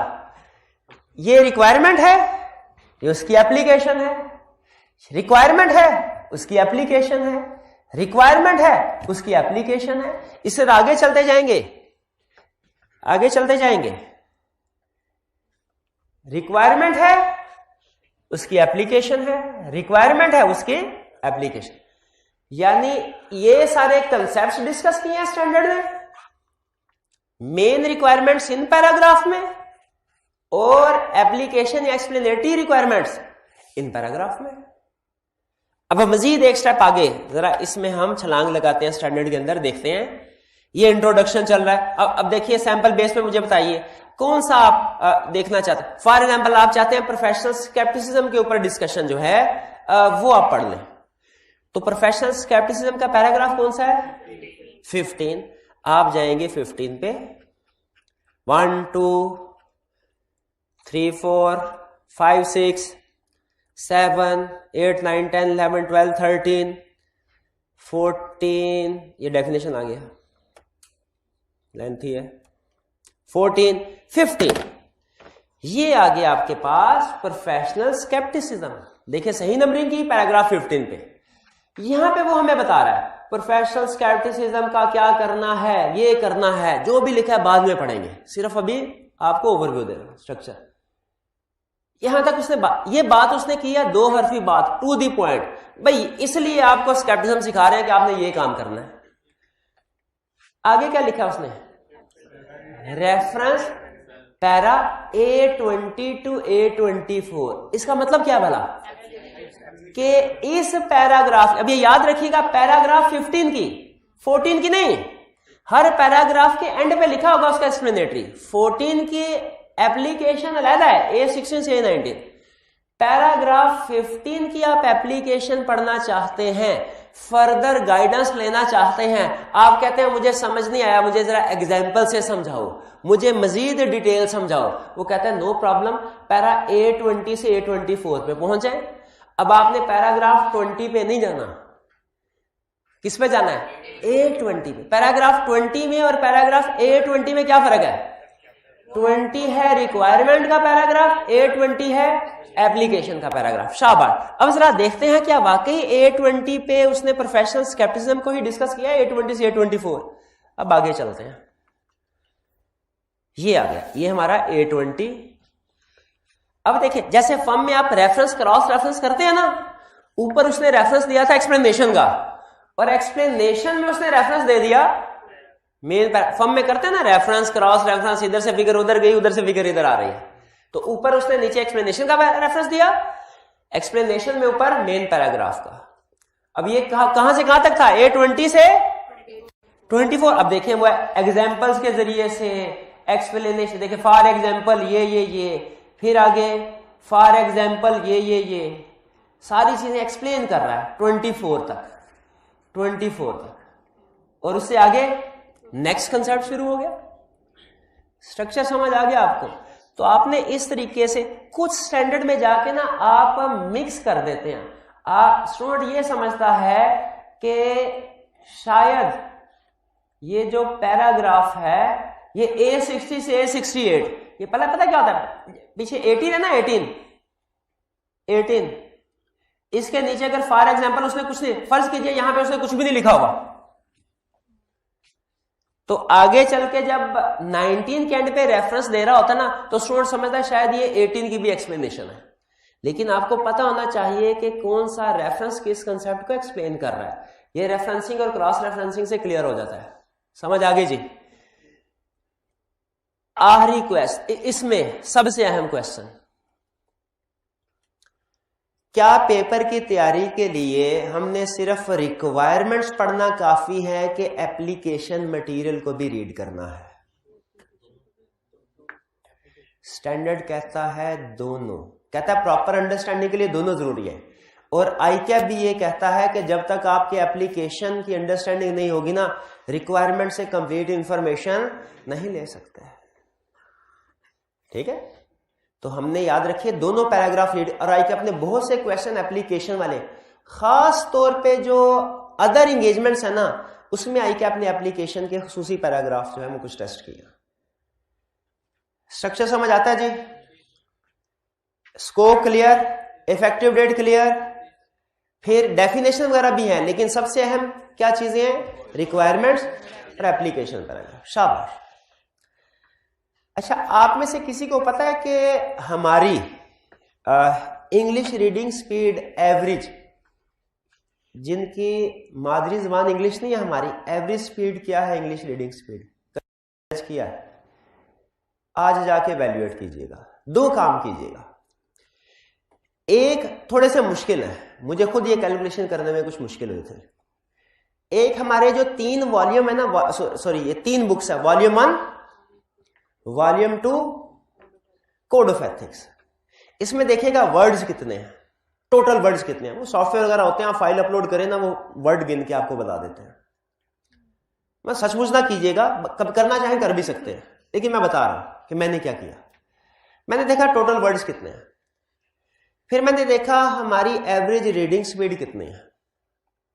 एवरेज रीडिंग स्पीड आ गई पर मिनट। तो मुझे यह पता चला कि हमारा एक एवरेज स्टूडेंट जिसके 6 महीने बाद कम से कम 2 पेपर हैं और वो आर्टिकल का स्टूडेंट है, 9 to 5 उसने जॉब भी करनी है, उसके लिए सिर्फ ये स्टैंडर्ड रीड कर लेना ही बहुत मुश्किल है। सिर्फ रीड कर लेना कह रहा हूं, समझना, उसकी एप्लीकेशन सीखना तो दूर की बात है। अगर ये एक नावल भी होता ना, नावल जिसमें आपने कुछ भी याद नहीं करना होता, आपको किसी ने कोई सवाल नहीं पूछना, उसमें टेक्निकल वर्डिंग भी यूज नहीं होती। किसी भी प्रोफेशन की जो टेक्निकल वर्डिंग है ना, वो आम इंग्लिश से डिफरेंट होती है। सिर्फ रीड भी करना होता ना तो आपके लिए मुश्किल होता। इसको अंडरस्टैंड करना, इसकी एप्लीकेशन, वो तो बहुत दूर की बात है। और फिर मजे की बात, अगर आप कर भी ले तो एग्जाम में देखें ज्यादातर क्वेश्चन, देखें ओपन बुक है। अब मैं आपसे पूछता हूं, आप ओपन बुक एग्जामिनेशन में आपको एग्जामिनर बना दिया जाए, कहे पेपर सेट करो, क्या रिप्रोडक्शन वाले क्वेश्चन सेट करेंगे जो स्टैंडर्ड खोल के सेट? नहीं। तो पहली मिसकंसेप्शन ये दूर कर लीजिए कि स्टैंडर्ड ओपन बुक एग्जामिनेशन में आपने ऐसे तैयारी नहीं करनी कि ये माइंडसेट बनाएं, एग्जाम में जाएंगे स्टैंडर्ड साथ लेके जाएंगे, क्वेश्चन आएगा, बुक ओपन करेंगे, छाप देंगे। कर ही नहीं सकते। अब आप प्रोफेशनल स्टूडेंट, आप कहेंगे नहीं सर हमें आपकी बात का विदाउट एविडेंस एतबार नहीं करेंगे। तो इसका बेस्ट एविडेंस क्या है? पिछले 10 साल के पेपर उठा, कोई सा रैंडम नहीं, कोई सा पेपर उठा लें, पेपर सामने रखें, स्टैंडर्ड सामने रखें और मार्क करते जाए वो कितने क्वेश्चंस हैं जो डायरेक्टली स्टैंडर्ड से रिप्रोड्यूस हो सकते हैं। जो एवरेज आएगी वो 10% के लगभग आएगी। यानी ओपन बुक में अव्वल तो आप कोई ऐसा क्वेश्चन कर ही नहीं सकते जो डायरेक्टली रिप्रोडक्शन का हो। वो प्रोफेशनल एग्जामिनेशन, चार्टर्ड अकाउंटेंट बनाना है उसने आपको, नहीं उसने आपसे इमला थोड़ी लिखवानी है, बच्चों से करवाते ना, ये सामने है ये लिखो, ये थोड़ी करवाना है। प्रोफेशनल एग्जामिनेशन के स्टूडेंट नहीं करवाता। अगर कुछ अटेम्प्ट्स में उसने टेस्ट किया भी है लेस देन 10% मार्क्स के साथ, और वो भी ऐसा है कि अगर आपका कंसेप्ट अच्छा होना तो आप खुद से बगैर देखे भी लिख सकते थे। तो याद रखें, मेरा मकसद क्या होगा? मैंने आपको इस काबिल नहीं बनाना कि आपको कोई भी कंसेप्ट पूछा जाए तो आप कहें सर मुझे पता है ये कंसेप्ट ISA 500 में डिस्कस हुआ है, लेकिन एग्जैक्टली ये कहता क्या है मैं भी देख के आपको बताता हूं। नहीं, पार्टनर प्रैक्टिकली क्या इतना टाइम देता है? वो आपसे कहते हैं हाँ भी इस मसले में क्या करना है, आप कहें सर ठहर जाए मैं भी किताबें खोल के बताता हूं। नहीं, वो एक्सपेक्ट कर रहा है कि आप ऑन द स्पॉट आंसर करें। तो मेरी रिक्वायरमेंट ये है कि आपके सामने कोई भी कंसेप्ट आए ना तो आप ये ना कहें सर मैं अभी स्टैंडर्ड खोल के बताता हूं क्या लिखा है, आप फौरन मुझे बताएं सर स्टैंडर्ड इस चीज के ऊपर ये कहता है। तो ये ध्यान में रखिएगा, ओपन बुक एग्जामिनेशन का मतलब ये नहीं है एग्जाम में जाएंगे, बुक ओपन करेंगे, लिखेंगे, पास हो जाएंगे। नहीं, ओपन बुक एग्जामिनेशन का मतलब पता क्या है? ये बुक तुम्हारे पास है, ओपन करना चाहो कर लो, पेपर करके दिखाओ। तो ये यूजफुल नहीं है फिर? हाँ, आगे मैं बताता हूं क्या ये यूजफुल नहीं है। अगर आप स्टैंडर्ड को इस मकसद के लिए इस्तेमाल करेंगे ना कि बुक एग्जाम में ले जाके ओपन करके लिखेंगे और पास हो जाएंगे, तो ये यूजफुल नहीं है, ये आपको पास नहीं करवाएगा। फिर इसका मकसद क्या है? ठीक है, अगला क्वेश्चन, फिर इसका मकसद। और देखिए ये मैं आपको इसलिए नहीं कह रहा कि मैं कोई अलग से नई अप्रोच आपके सामने रखना चाह रहा हूं, एग्जामिनर की रिक्वायरमेंट है। रिस्क असेसमेंट का क्वेश्चन है ना, रिस्क असेसमेंट का क्वेश्चन देख ले, एक क्वेश्चन पिछले 20 सालों में उठा के देख ले, एक क्वेश्चन का आंसर आपको रिस्क असेसमेंट स्टैंडर्ड में से नहीं मिलेगा। जिम्मेदारी के साथ कर रहा हूं बात। रिपोर्ट में जिस तरह के, अब देखें लेटेस्ट स्टैंडर्ड का क्वेश्चन देख लें, वो आपसे कहता है ये रिपोर्ट है, इसमें से एरर्स आइडेंटिफाई करें। खुद बताएं स्टैंडर्ड में आपको कोई गलत रिपोर्ट मिलेगी? नहीं मिलेगा, आपने सारी रिपोर्ट ही सही पढ़ी। जबकि उसने क्या पूछा आपसे, गलत रिपोर्ट है, इसमें से एरर आइडेंटिफाई करो। और चीजें भी बाजू का वैसे पूछता है जो स्टैंडर्ड में डायरेक्टली डिस्कस नहीं हुई। तो एक चीज ध्यान में रखिएगा, हमने स्टैंडर्ड को इसलिए इस्तेमाल नहीं करना कि इसके ऊपर डिपेंडेंट हो जाए। हमने स्टैंडर्ड को इसलिए इस्तेमाल करना है अपनी कंप्लीटनेस को इंश्योर करने के लिए। आप पूरा स्टैंडर्ड, मेरा ये ख्याल है एवरी स्टूडेंट अगर मेरी तरह का हो ना, वो 6 महीने के, देखिए साल है 1.5 साल है तो फिर बात हो रहा है, फिर वो कर सकता है। लेकिन जिसके पास 6 महीने हैं, वो 6 महीनों में स्टैंडर्ड ही पढ़ ले, बड़ी बात है। समझना और प्रैक्टिस करना तो दूर की बात है। इसके लिए क्या होगा सुन लें। इसके लिए पहली चीज दी है, देखें कुछ चीजें शेयर करूं। ये स्टैंडर्ड उन्होंने प्रैक्टिशनर्स के लिए बनाया, स्टूडेंट के लिए नहीं। पहली चीज एक्नॉलेज करते हैं इस बात को। दूसरी, स्टैंडर्ड में बहुत सी चीजें ऐसी भी होती हैं जो प्रैक्टिकल पॉइंट ऑफ व्यू से इतनी ज्यादा अहम नहीं होती, एग्जाम पॉइंट ऑफ व्यू से भी इतनी ज्यादा अहम नहीं होती। ठीक, तो हमने क्या किया है, मैंने क्या किया, मैंने ये स्टैंडर्ड को पढ़ा। ठीक है, मैं ये चाहता था कि हमारे स्टूडेंट का टाइम बचे, उसके लिए मैंने क्या किया, स्टैंडर्ड को पढ़ा।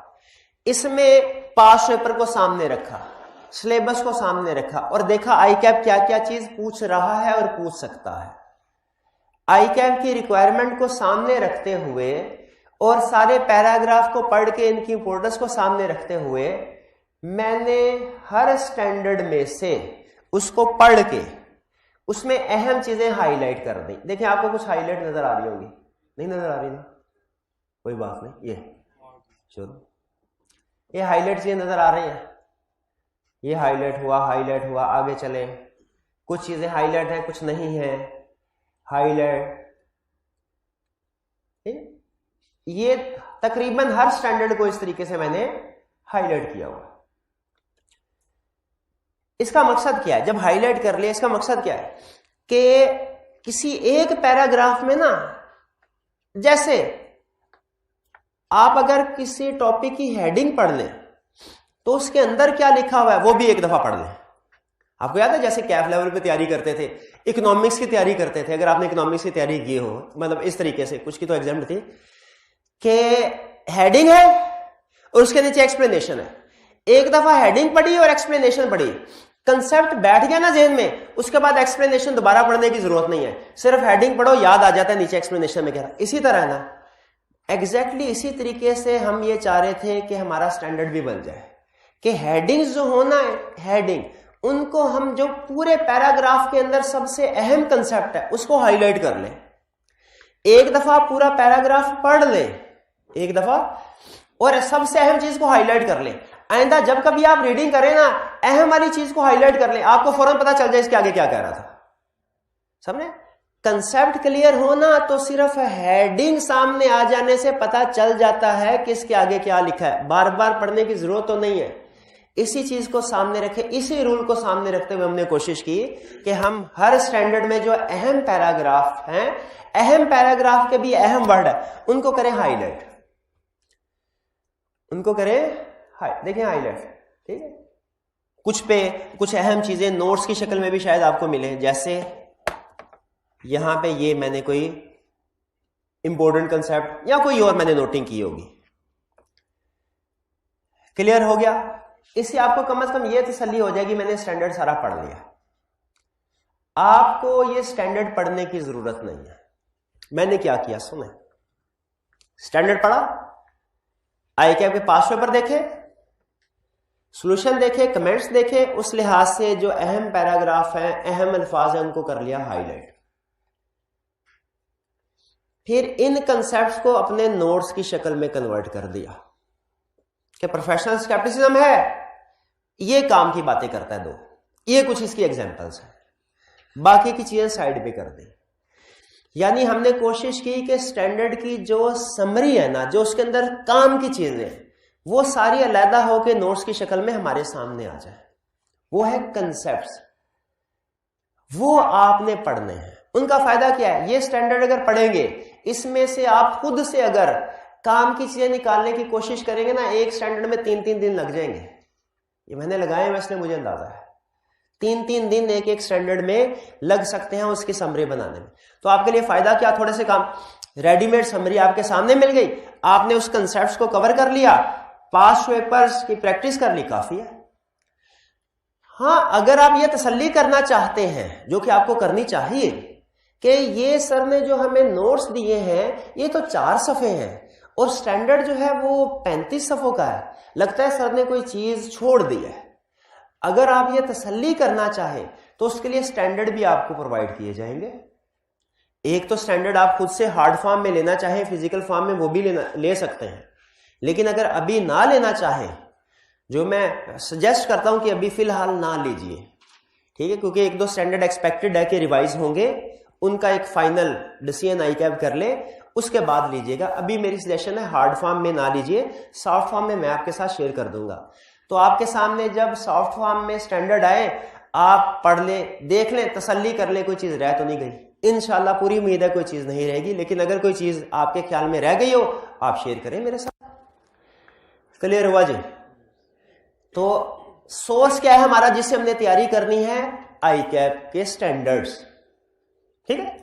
लेकिन ICAP के स्टैंडर्ड सफिशिएंट नहीं है अकेले, बहुत से क्वेश्चंस ऐसे हैं जो वो स्टैंडर्ड से बाहर से पूछता है।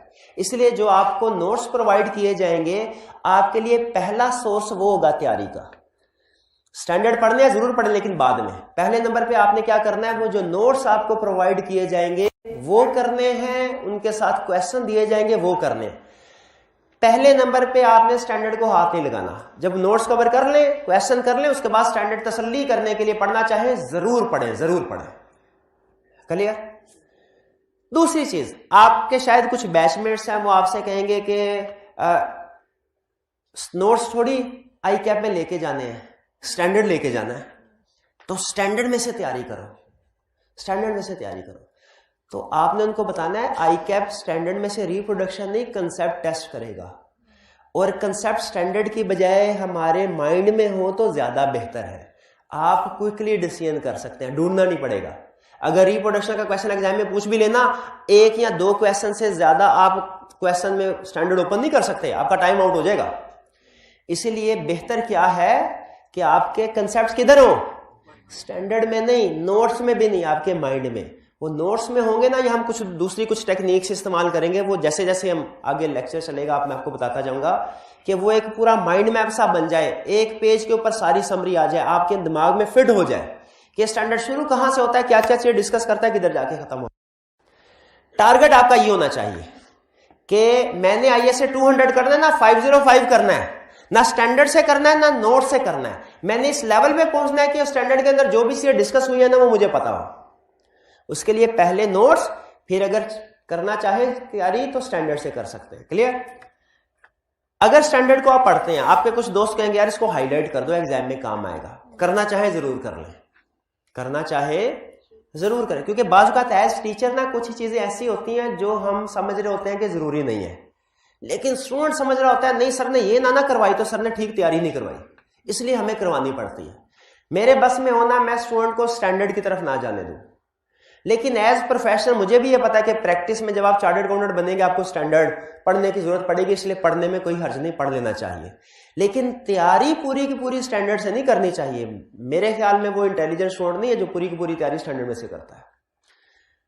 आपने जब इसको पढ़ना है और हाईलाइट करना है ना, तो याद रखें आपने खुद से आइंस्टाइन नहीं बनना।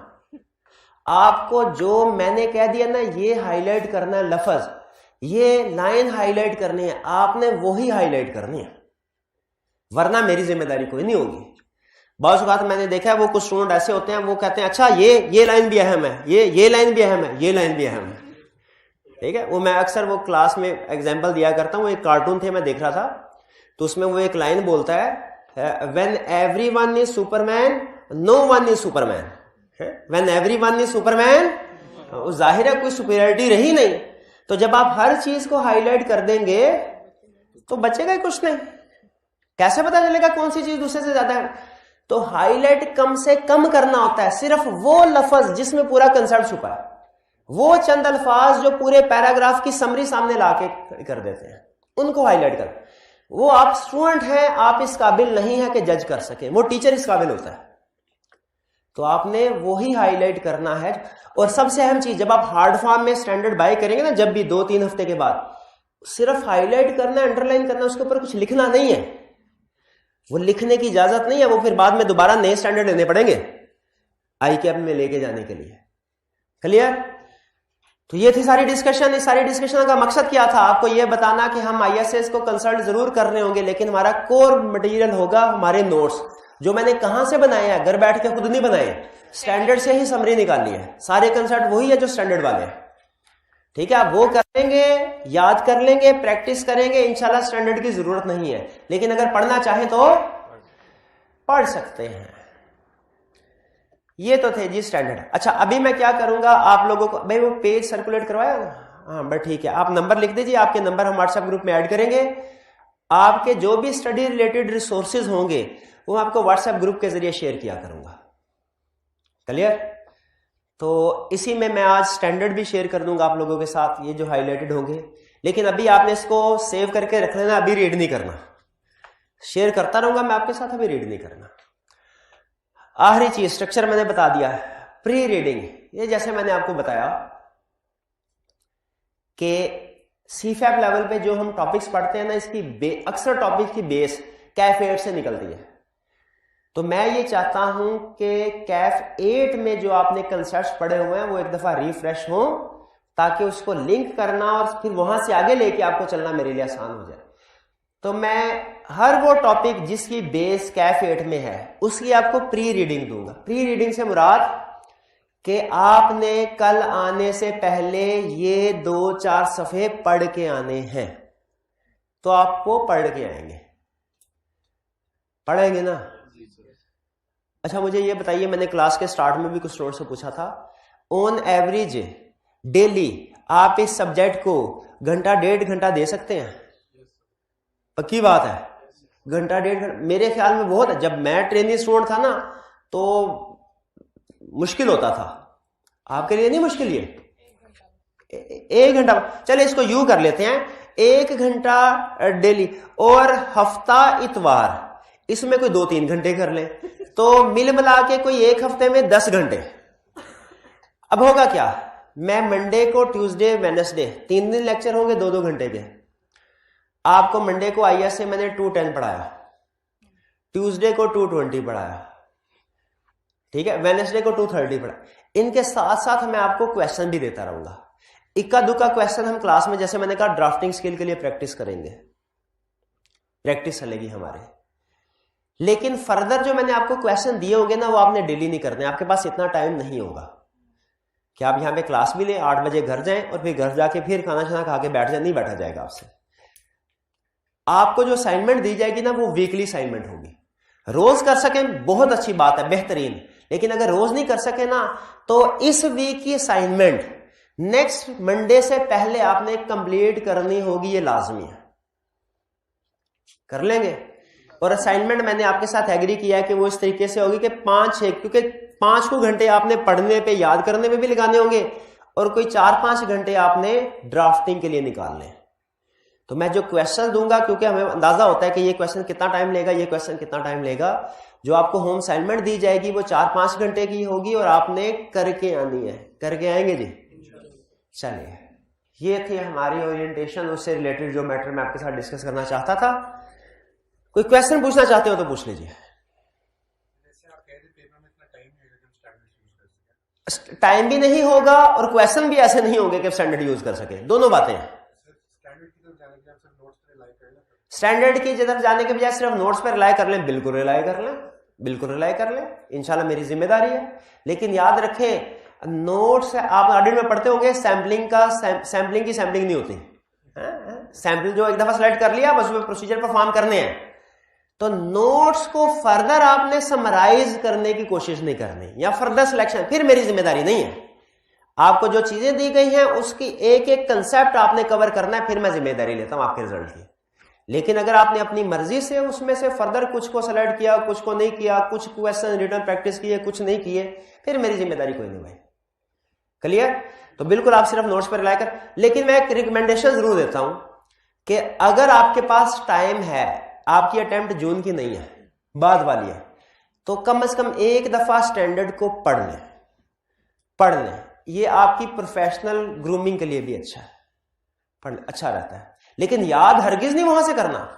और अगर पहले स्टैंडर्ड पढ़ेंगे ना, ये भी जिम्मेदारी के साथ कह रहा हूं, आपको उसकी उछली की समझ नहीं आएगी, सिर्फ 20% समझ आएगा। कंसेप्ट्स पहले क्लियर हो, बाद में स्टैंडर्ड की तरफ जाएंगे तो आपको पता चल जाएगा ये जो कह रहा है ना, ये क्या कह रहा है। ठीक है? तो पहले नोट्स, बाद में अगर टाइम है तो स्टैंडर्ड। नोट्स लाजमी, बाद में अगर टाइम है तो, सॉरी नोट्स नहीं, नोट्स प्लस प्रैक्टिस क्वेश्चन, ये लाजमी, और बाद में अगर टाइम है तो स्टैंडर्ड पढ़े। ठीक है? और कोई क्वेश्चन? सर हम ग्रेड वाइज भी पढ़ेंगे या क्या हम ग्रेड वाइज पढ़ेंगे? नहीं, ये मेरी मर्जी होगी। कभी मेरा दिल किया, मेरा मूड हुआ, मैं कोई स्टैंडर्ड पढ़ा दूंगा, कभी दिल किया कोई स्टैंडर्ड पढ़ा दूंगा। ठीक है? वो असल में ना कुछ स्टैंडर्ड लिंक होते हैं। ठीक है? स्टैंडर्ड तरतीब से नहीं पढ़ेंगे हम। ठीक है? कुछ स्टैंडर्ड एक दूसरे से लिंक होते। हमारी कोशिश होगी लॉजिकल अरेंजमेंट के साथ पढ़ें। जैसे वो जिन स्टूडेंट्स ने कैफ लेवल पे मेरे से पढ़ा हुआ है, तो हम वो आई कैप की तरतीब से नहीं पढ़ते, कैफ लेवल पे भी हमने अपनी एक तरतीब बनाई हुई है, जो मैं समझता हूं कि लॉजिकल सीक्वेंस जरूरी है, इसके बाद ये स्टैंडर्ड पढ़ना चाहिए, इसके बाद ये स्टैंडर्ड पढ़ना चाहिए, मैं वैसे आपको पढ़ाऊंगा। ठीक है जी?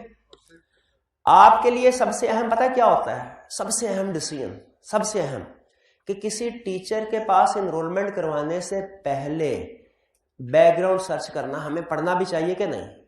असल में आपने सिर्फ ये 15-20 हज़ार रुपया नहीं दिया हुआ, आपने अपना प्रोफेशनल कैरियर मेरे पास अमानत के तौर पे रखवा दिया है। मैं चाहूं इसको बनाऊं, मैं चाहूं इसको बिगाड़ दूं, आपकी जिंदगी के 6 महीने ज़ाया कर दूं मैं, ये आपके लिए छोटा नुकसान है क्या? इसके सामने 15-20 हज़ार क्या चीज़ है? असल इन्वेस्टमेंट है आपके टाइम की, असल इन्वेस्टमेंट है आपके कैरियर की, जो आपने की है मेरे पे ट्रस्ट करते हुए।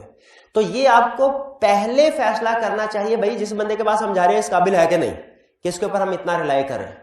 लेकिन जब फैसला कर लिया ना, फिर उसके बाद शक नहीं करना कि सर ने ये क्यों नहीं पहले करवाया, वो क्यों नहीं पहले करवाया। आंखें बंद करके करते जाए जो जो आपको करवाया जा रहा है। और कोई क्वेश्चन? हाँ, जिनकी दिसंबर, ये मैंने क्लास के स्टार्ट में भी बात की थी, दिसंबर में अटेम्प्ट होगी, बिल्कुल होगी। हमें क्या करना चाहिए? आपको पढ़ना चाहिए। हाँ देखें, असल में मैंने जैसे मैं पहले बताया, मेरी पहली तो अजम्पशन ये है कि आप लोगों की अटेम्प्ट है कब? जून 23 में, और बहुत से स्टूडेंट्स की अटेम्प्ट जून 23 में होगी। तो मैं जाहिर आपको उसी तरीकाकार से पढ़ाऊंगा। हाँ, जहां पे जिन स्टूडेंट्स की अटेम्प्ट, उनके लिए जो चीजें जरूरी हुई सजेशन के तौर पे, वो मैं आपको बताता रहूंगा।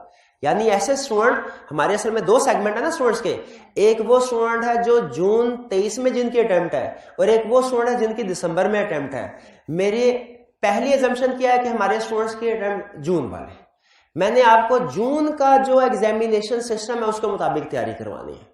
लेकिन चूंकि मुझे अंदाजा है कि हमारे बहुत से स्टूडेंट ऐसे भी हैं जिनकी अटेम्प्ट दिसंबर में होगी, तो उनके लिए क्या, देखिए कंसेप्ट तो सेम है, कंसेप्ट थोड़ी डिफरेंट है।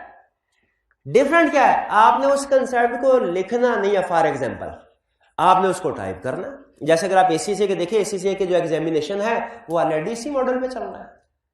तो उस हवाले से जो आपके लिए गाइडेंस जरूरी होगी वो मैं आपको साथ साथ शेयर करता रहूंगा। ठीक है? साथ साथ शेयर करता रहूंगा। लेकिन वो है इंप्लीमेंटेशन स्टेज, जब कंसेप्ट बिल्डिंग है, कंसेप्ट तो सेम है। आईएसए जो इस अटेम्प्ट में है वही आईएसए उसी अटेम्प्ट में, जो कोड ऑफ एथिक्स इस अटेम्प्ट में है वही कोड ऑफ एथिक्स अटेम्प्ट में। हाँ, जो टेस्ट का तरीकाकार होगा वो डिफरेंट है ना, उसके बारे में इंशाल्लाह मैं गाइडेंस आपके साथ शेयर करता रहूंगा। मजीद अगर फर्ज कीजिए, जैसे कुछ स्टूडेंट मैंने क्लास में स्टार्ट में कहा, खासतौर पे जो ऑनलाइन स्टूडेंट थे, वो ये कह रहे थे सर हमारी ऑनलाइन पोर्टल की एक्सेस जो है उसको बढ़ा के 6 की बजाय साल के लिए कर दिया जाए, तो कुछ जो जितनी थोड़ा बहुत एक्स्ट्रा कॉस्ट होगी वो हम पे करने को तैयार है। तो उसके लिए फिर हमने ये डिसीजन लिया है, ये फैसला किया है कि कोर्स की एक्सेस रेगुलर फीस के साथ 6 महीने ही होगी। अगर बाद में आप उसको रिफ्रेश करना चाहते हैं तो 50% फी पे करके अगले 6 महीने, यानी यूं समझ लीजिए 50% डिस्काउंटेड पैकेज मिल जाएगा आपको। वो अगले 6 महीने के लिए आप उस तरीकाकार के मुताबिक उन्हीं लेक्चर जो हमारे लेटेस्ट लेक्चर होंगे उनको ऑप्ट कर सकते हैं। क्लियर जी? और कोई क्वेश्चन? सर प्रैक्टिस में हम सिर्फ आई कैप के पास पेपर करेंगे या अदर बॉडीज के भी? क्या प्रैक्टिस में हम आई कैप के पास पेपर करेंगे या अदर बॉडीज के? देखिए, जो most suitable source of practice है वो तो आई कैप है, ठीक है, इसलिए कि वो रेलिवेंट भी होता है। और आई कैप का स्टाइल भी अगर आप देखें ना, दूसरों की निस्बत आई कैप का स्टाइल डिफरेंट है। जैसे ICAW है, आई कैप सॉरी ये ACCA है, या AICP है, या इंडियन चार्टर्ड अकाउंटेंसी है, नॉर्मली इसी के हम क्वेश्चन जो है वो सिलेक्ट किया करते हैं। इनका तरीका, ये कंसेप्ट टेस्टिंग के लिए तो अच्छी प्रैक्टिस देते हैं, लेकिन जिस तरह से आई कैप टेस्टिंग करता है उस तरीके से टेस्टिंग नहीं होती। आई कैप का पेपर अच्छा होता है, बहुत अच्छा। मैंने कुछ 2-4 जितने भी एग्जामिनेशन बॉडीज इंटरनेशनल पेपर देखे हैं ना, आई कैप का पेपर मुझे सबसे ज्यादा पसंद है। ये आपको टेस्ट करता है, नॉलेज टेस्ट करता है, ठीक है। तो हम कुछ प्रैक्टिस जो होगी वो दूसरे एग्जामिनेशन बॉडीज की करेंगे, लेकिन आई कैप का हर क्वेश्चन हमने करना है पास पेपर का। उसके बाद जब टाइम होगा तो दूसरी एग्जामिनेशन बॉडी भी करेंगे, लेकिन ज्यादा रेलिवेंट प्रैक्टिस हमारे लिए कौन सी है? आई कैप वाले जी। फॉर्म्स में लेट सीटिंग की वजह से अगर लेक्चर मिस हो जाए तो मिस हो गया फिर। हाँ, उसमें अगर कोई 2-3 आपके पूरे सेशन में, फर्ज कीजिए हमारे 45 के करीब लेक्चर्स हैं, आपके 4-5 लेक्चर मिस होते हैं तो आपके लिए अरेंजमेंट करवा दिया जाएगा, ऊपर IT लैब है, आप पूरे दिन में किसी भी वक्त ऊपर आके लेक्चर देख सकते हैं। लेकिन अगर आपको लगता है कि आपका ज्यादातर, जैसे कोई 20-25 लेक्चर आपके मिस हो सकते हैं, तो फिर आपके लिए एडवाइस यही है कि फिजिकल क्लास में एनरोलमेंट ना करवाएं, ऑनलाइन में शिफ्ट हो। लेकिन अगर कभी आपका लेक्चर स्किप हो जाता है, ऊपर अरेंजमेंट है। कैफ लेवल में भी इसी तरह होता है, बाज़ का स्टूडेंट की तबीयत खराब होती है, कोई और प्रॉब्लम होती है, लेक्चर मिस हो जाते हैं तो वो ऊपर। लेकिन स्टूडेंट की पहली कोशिश होती है, सर हमें ना एक्सेस ही दे दें। वो कॉलेज वाले जाहिर है अक्सर कहते हैं जी उसकी ज़्यादा फीस है। कोई आपके चंद एक लेक्चर मिस हुए हैं वो अकोमोडेट कर दिया जाएगा आपको, ठीक है जी। और कोई क्वेश्चन? कोई क्वेश्चन नहीं है? चलिए आज की फिर ओरिएंटेशन यहां पे क्लोज करें। अच्छा, कल के लिए सुन लीजिए, कल के लिए प्री रीडिंग आपने जो बुक्स यूज की हैं उनमें जो बेसिक कंसेप्ट्स थे, जैसे अगर हमारी जो मेरे वाली बुक यूज किया, जो मेरे स्टूडेंट हैं कैफ 8 पे, तो उनमें चैप्टर 1 और चैप्टर 2, ये 2 चैप्टर, और हो सके तो कल आज नहीं तो कल शाम में रीड कर लीजिएगा चैप्टर 3 भी। आज आपने कोशिश करनी है चैप्टर 1 और चैप्टर 2 सिर्फ रीड कर रहे हैं, याद कुछ नहीं करना, याद कुछ भी नहीं करना, सिर्फ रीड कराना है उस मटेरियल से जो आपने पहले यूज किया। अगर आपने आई कैप की बुक या कोई और बुक यूज की है तो उसमें जो बेसिक कंसेप्ट्स होते हैं ना, जिसमें वो हमें बताता है एश्योरेंस एंगेजमेंट की definition, types of assurance engagement, inherent limitations of audit, जिसमें वो हमें बताता है प्रोफेशनल जजमेंट, प्रोफेशनल स्केप्टिसिज्म, जिसमें वो हमें एप्लीकेबल फाइनेंशियल रिपोर्टिंग फ्रेमवर्क के बारे में बताता है। ये इंट्रोडक्टरी कंसेप्ट आपने रीड करके आना है। क्लियर जी? रीड करके आएंगे कल, पक्की बात है। चलिए ठीक है। अच्छा, आपने नंबर अपने दे दिए व्हाट्सएप ग्रुप में ऐड करवाने के लिए? चलिए ठीक है, आपको इंशाल्लाह आज हम व्हाट्सएप ग्रुप में ऐड कर लेंगे। आज का जी कर भी दिया? अच्छा चलें, गुड है, शाबाश। चलिए आज का लेक्चर यहाँ पे खत्म करते हैं हम। अल्लाह हाफिज।